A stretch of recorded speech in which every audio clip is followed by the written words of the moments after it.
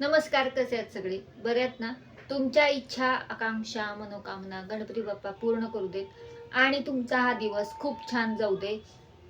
तर आज आपण अभंग बघणार आहोत आणि आजचा अभंग आहे संत तुकाराम यांचा. तर आधी अभंग म्हणून दाखवते आणि त्याचा अर्थही सांगते. कुटुंबाचा केला त्याग, नाही नाही राग जव गेला. भजन ते वोंगळवाणे, नरका जाणे चुकेना. अक्षराची केली आटी, जरी पोटी संत निंदा.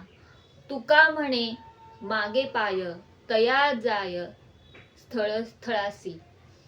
याचा अर्थ असा आहे की जोवर मनातून विषय सक्ती दूर झाली नाही तोपर्यंत स्त्री पुत्र यांचा प्रपंचाचा त्याग केला तरी काही अर्थ नाही. दुराचारी माणसाने केलेले भजन पापयुक्त असल्यामुळे वाईटच होय. त्यामुळे तो नरकवासच भोगणार, ते चुकणार नाही. अंतःकरणात जर संतांची निंदा करण्याचा कितीही खटाटोप केला तरी तो व्यर्थ आहे.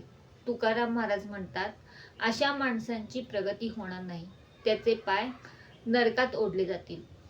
बघा, ज्यावेळेस आपण प्रत्येक जण निंदा करत असतो आणि प्रत्येक जण म्हणतो की दुसऱ्यांची आपण वाईट निंदा करतो, वाईट निंदा करतो, किंवा काही काही जण असे असतात की मनात पाप ठेवतात आणि भजन करतात, पण त्याचा काहीच उपयोग नाही ना. ज्यावेळेस तुकाराम महाराज असं म्हणतात की अशा माणसांची कधीही प्रगती होत नाही, त्याचे पाय नरकातच ओढले जातात.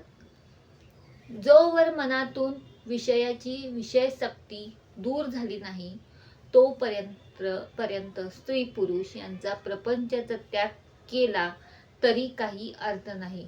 जोपर्यंत आपल्या मनातून विषय सक्ती असती ती दूर झाली नाही, आपल्या मनात जे शंका असती ती दूर झाली नाही तरी तोपर्यंत, आणि प्रपंचाचा त्याग तर तेव्हा जेव्हा आपल्या मनातली शंका किंवा आपल्या मनातला जो काही सक्ती असती ती दूर झाली नाही तरी तेव्हा आपण जेव्हा प्रपंचाचा त्याग केला तरी त्याचा काही अर्थ नाही. ज्यावेळेस आपण मनातून आपलं मन स्थैर्य किंवा मन आपलं चंचल नसलं किंवा एक जागी स्वस्थ असलं तेव्हाच आपण जेव्हा प्रपंचाचा त्याग करतो तेव्हा त्याला अर्थ येतो, तोपर्यंत अर्थ येत नाही.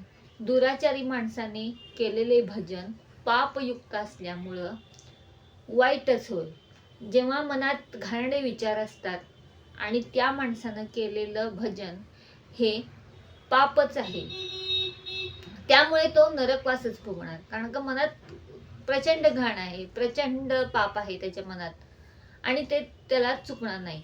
अंतःकरणात जर आपल्या मनात जर संतांची निंदा करण्याचा कितीही आपण खटाटोप केला तरी तो व्यर्थ आहे.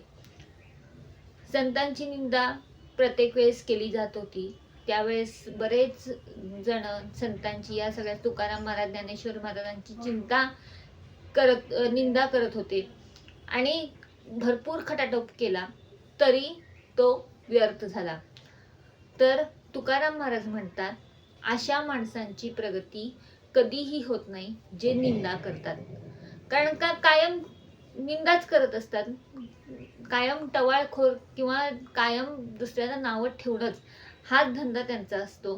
त्यामुळे जेव्हा आपण दुसऱ्यांना नावं ठेवतो तेव्हा त्या लोकांची कधीही प्रगती होत नाही, तर त्यांचे पाय नरकातच ओढले जातात. म्हणून कधीही कुणाचीही निंदा करू नये, नालस्ती करू नये.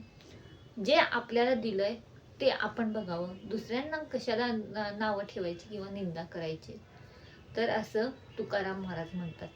तर कसा वाटला हा अभंग?